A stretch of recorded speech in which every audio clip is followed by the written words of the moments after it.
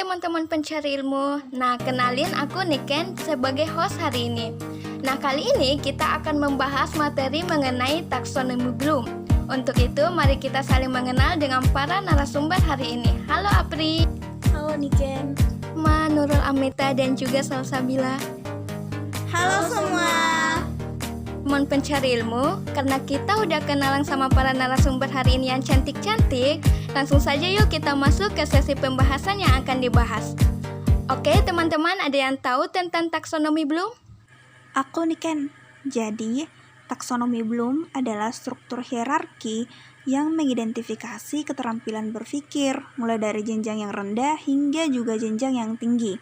Taksonomi Bloom pertama kali diterbitkan pada tahun 1956 oleh seorang psikolog pendidikan, yaitu Benjamin Bloom. Kemudian pada tahun 2021 direvisi oleh Cradwell dan para ahli aliran kognitivisme.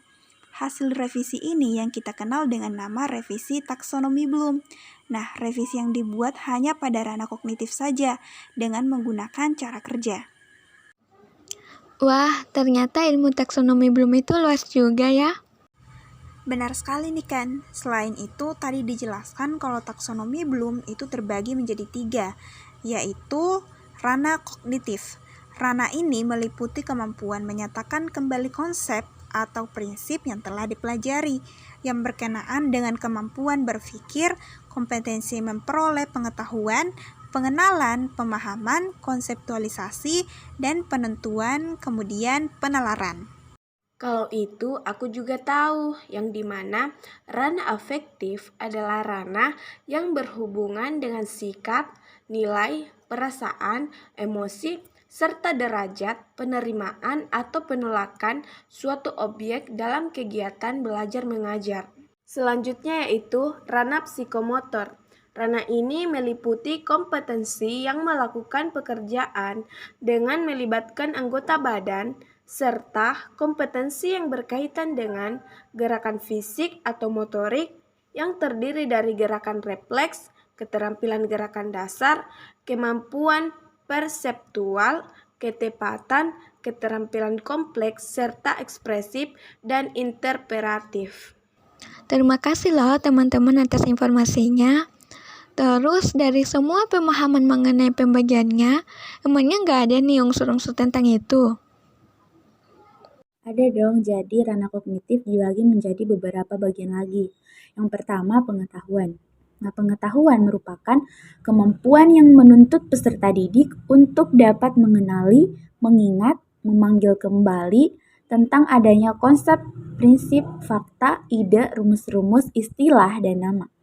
Nah, dengan pengetahuan ini, peserta didik dituntut untuk dapat mengenali atau mengetahui adanya konsep, fakta, istilah-istilah, dan sebagainya tanpa harus mengerti atau dapat menggunakannya. Yang kedua, pemahaman. Pemahaman di sini yaitu kemampuan yang menuntut peserta didik untuk memahami ataupun mengerti tentang materi pelajaran yang disampaikan oleh guru dan dapat memanfaatkannya tanpa harus menghubungkannya dengan hal-hal lain. Nah, pemahaman dapat dibedakan menjadi 3 kategori, yaitu tingkat rendah, yaitu pemahaman terjemahan, mulai dari terjemahan dalam arti yang sebenarnya, misalnya dari bahasa Inggris ke dalam bahasa Indonesia. Tingkat yang kedua adalah tingkat pemahaman penafsiran, yaitu yang menghubungkan bagian-bagian terdahulu dengan yang diketahui berikutnya. Tingkat ketiga atau tingkat tertinggi adalah pemahaman ekstrapolasi. Dengan ekstrapolasi diharapkan seseorang mampu melihat di balik yang tertulis, dapat membuat ramalan tentang konsekuensi atau dapat memperluas persepsi dalam arti waktu, dimensi kasus ataupun masalahnya. Nah, bagian yang ketiga ada penerapan atau aplikasi. Penerapan dalam ranah kognitif memiliki arti bahwa kemampuan yang menuntut peserta didik untuk menggunakan ide-ide umum atau cara ataupun metode, prinsip, dan teori-teori dalam situasi baru dan konkret. Aplikasi atau penerapan ini adalah merupakan proses berpikir setingkat lebih ketimbang pemahaman. Jadi unsur-unsur ranah kognitif terbagi banyak ya? Ya, Ada 3 bagian lagi yang perlu saya jelaskan. Yang pertama analisis, yaitu kemampuan yang menuntut peserta didik untuk menguraikan situasi atau keadaan tertentu ke dalam unsur-unsur atau komponen pembentuknya. Selanjutnya sintesis. Nah, sintesis ini merupakan penyatuan unsur-unsur atau bagian-bagian ke dalam bentuk yang menyeluruh. Yang terakhir ada evaluasi. Evaluasi yaitu kemampuan yang menuntut peserta didik untuk dapat mengevaluasi suatu situasi, keadaan, pernyataan, atau konsep berdasarkan kriteria tertentu. Penting dalam evaluasi ini adalah menciptakan kondisi sedemikian rupa sehingga peserta didik mampu mengembangkan kriteria atau patokan untuk mengevaluasi sesuatu. Jadi seperti itu ranah-ranah kognitif. Hebat, unsur-unsur kognitif sudah. Nah, sekarang untuk afektif dan psikomotoriknya bagaimana? Wah, kalau yang ini aku tahu.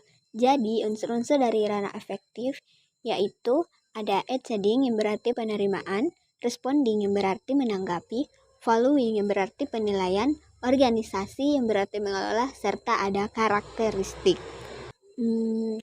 Aku lanjut ya tentang apa saja unsur-unsur dari psikomotorik itu. Jadi, unsur-unsur dari psikomotorik itu ada 4, yaitu meniru, memanipulasi, pengalamiahan, dan artikulasi.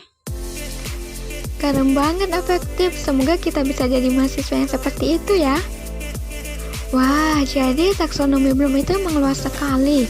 Aku yang baru tahu narasumber hari ini jadi semangat nih untuk tambah aktif lagi di kelas. Selain itu, aku juga tetap akan jadi diri aku sendiri dong, dan pastinya tetap semangat buat belajar. Oke, terima kasih narasumber hari ini dan terima kasih juga buat teman-teman pencari ilmu yang udah nonton channel ini. See you tomorrow and happy today!